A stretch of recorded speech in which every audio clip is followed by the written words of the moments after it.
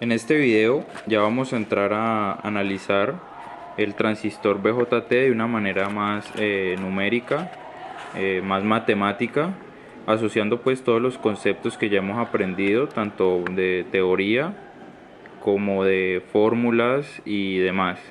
Entonces el que vemos aquí es el circuito básico del transistor BJT y pues podemos apreciar que es un transistor NPN, donde el terminal de la base es este, el terminal de colector y el terminal del emisor. Recordemos que el terminal que tiene la flecha es el terminal del emisor, lo cual nos va a indicar primero qué tipo de transistor es, NPN, segundo el sentido de la corriente va a fluir de colector a emisor, y pues identificar que en este circuito vamos a tener una fuente de voltaje nombrada VCC, una resistencia de colector RC, vamos a tener una fuente de alimentación para la base UVBB, un resistor de base. Que esto pues que va a generar que en esta parte vamos a tener la corriente de colector, acá vamos a tener el voltaje en la resistencia de colector, el voltaje de colector se va a medir en este punto.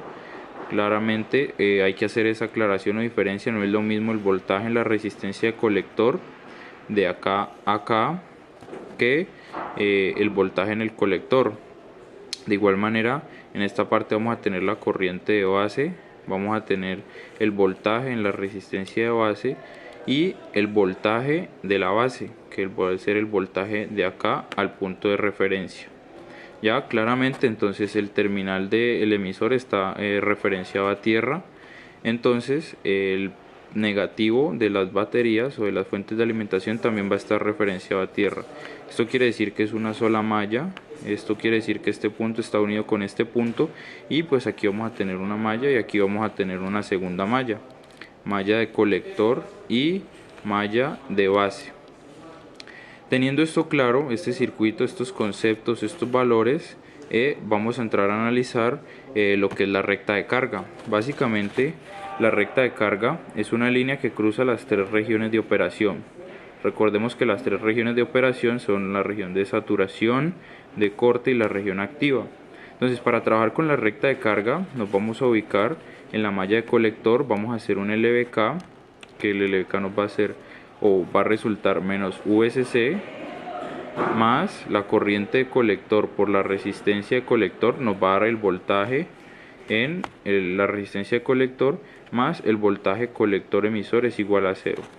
Esta va a ser la ecuación para trabajar la recta de carga y para obtener los extremos de la recta de carga. Como es una recta, la podemos o la vamos a sacar con dos puntos.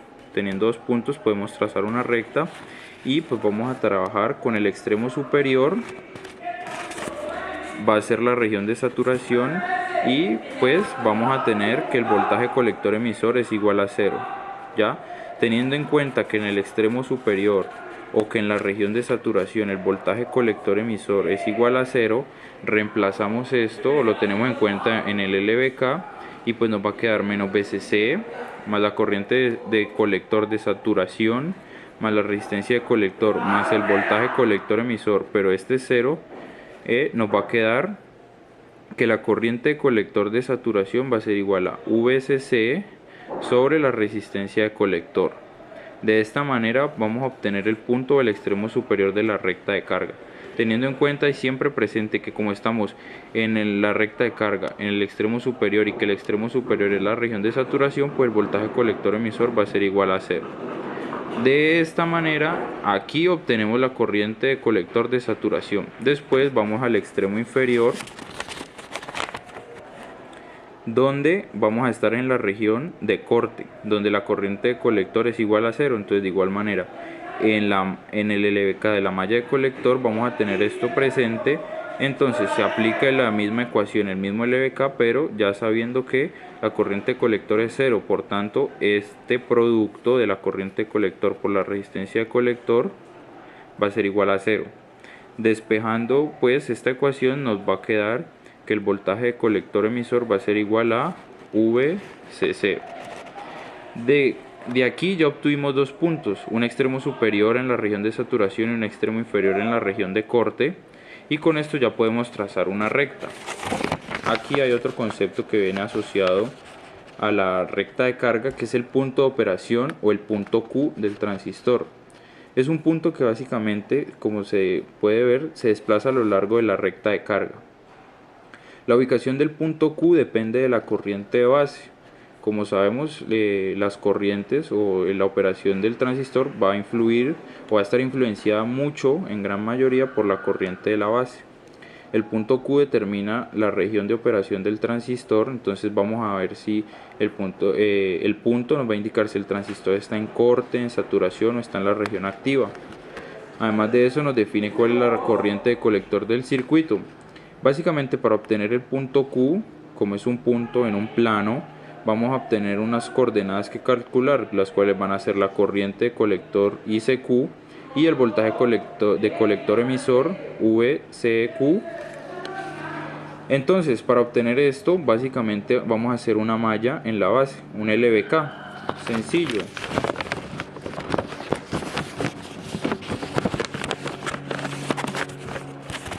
Teniendo en cuenta el gráfico, vamos a decir menos el voltaje de la fuente menos VBB más el voltaje en la resistencia de base, pero pues voltaje es igual a corriente por resistencia, la corriente de base por la resistencia de base, más el voltaje de la base o voltaje base emisor, que es el voltaje que va a haber aquí, voltaje base emisor. Teniendo claro este LVK en la malla de base, vemos aquí lo que acabé de nombrar, igual a 0. Vamos a tener que la corriente de base va a ser igual a esto. De este LVK despejamos la corriente de base y va a ser VBB menos 0.7 sobre la resistencia de base. Este 0.7, ¿de dónde sale? Este 0.7 equivale al voltaje base emisor. ¿Y esto por qué?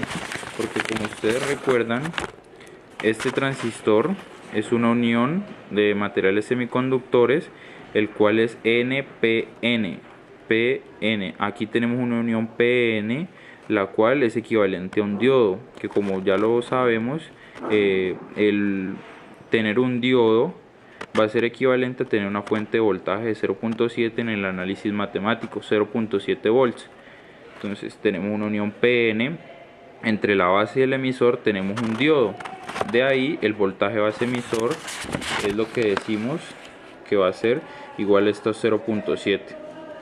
De aquí ya podemos calcular o pasamos a calcular ICQ, la corriente de colector del punto Q, que como veamos anteriormente va a ser la corriente de base que hallamos de esta manera multiplicado por el beta del transistor, que nos lo da el datasheet, lo podemos medir con el multímetro o en el NTE o SG.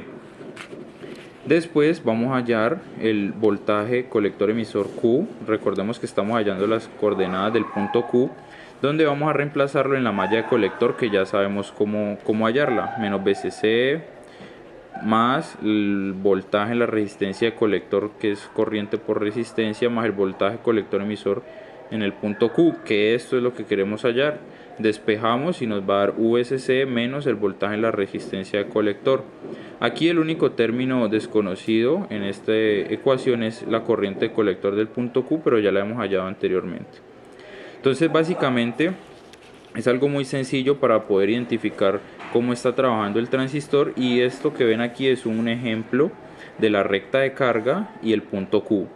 En el eje X está el voltaje colector emisor en volts y en el eje Y está la corriente de colector en miliamperes.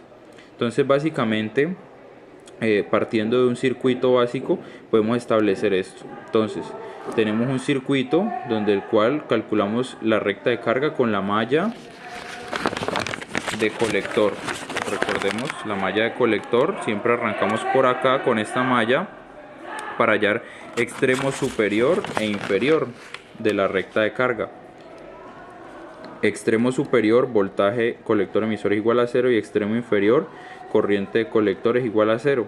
Después de tener la carga, procedemos a ubicar el punto Q sobre la recta, y esto es hallar sus coordenadas, la corriente de colector ICQ y el voltaje de colector emisor VCQ.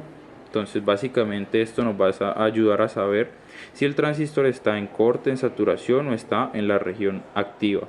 Entonces, como vemos, es un procedimiento bastante sencillo.